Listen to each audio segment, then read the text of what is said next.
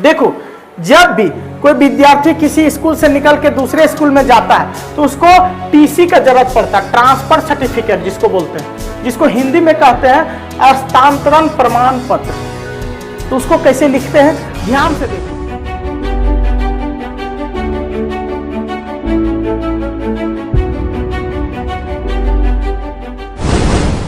देखो, जब भी कोई विद्यार्थी किसी स्कूल से निकल के दूसरे स्कूल में जाता है तो उसको टीसी का जरूरत पड़ता है, ट्रांसफर सर्टिफिकेट जिसको बोलते हैं, जिसको हिंदी में कहते हैं हस्तांतरण प्रमाण पत्र।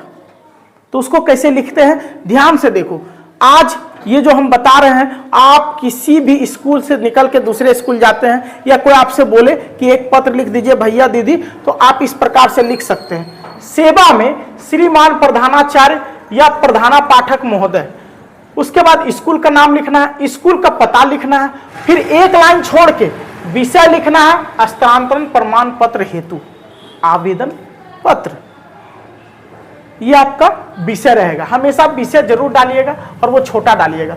हस्तांतरण प्रमाण पत्र हेतु आवेदन पत्र यानी टीसी के लिए आवेदन पत्र। ये रहा पैराग्राफ 1। पैराग्राफ 1 में हमेशा आप ऐसे लिखिएगा।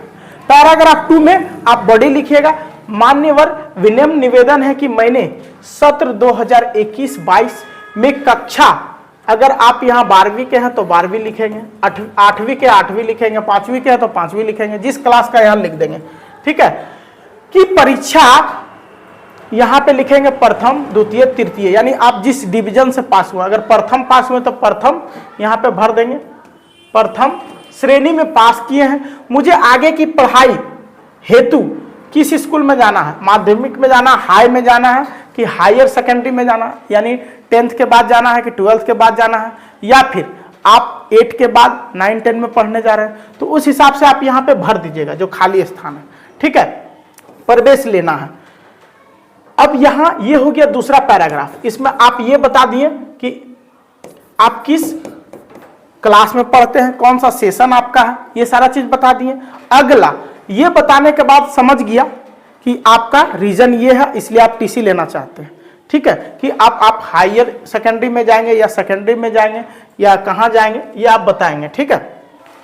अब एक लाइन छोड़ के, एक लाइन छोड़ देना है और लिखना है, अतः महोदय जी से कर्मबद्ध प्रार्थना है कि मुझे हस्तांतरण पत्र प्रदान करने की कृपा करें। यानी जो महोदय जी हैं उनसे आग्रह है कि मुझे टीसी देने की कृपा करें ताकि मैं अपने आगे की पढ़ाई जारी रख सकूं।